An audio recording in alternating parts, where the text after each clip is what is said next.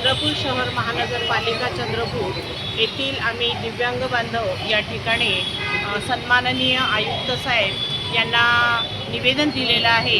कारण मागील गेल्या 2019 पासून आम्हाला 5% जो निधी आमच्या हक्काचा मिळायला पाहिजे होतं ते दिलेलं नाही आहे। म्हणून आम्ही मागील 2 महिन्यापासून सतत इथे फेरी टाकून आम्ही निवेदनसुद्धा दिलेले आहे, तोंडीसुद्धा आम्ही बोलणं केलेलं आहे, परंतु त्याचं उत्तर आम्हाला मिळालेलं नाही आहे।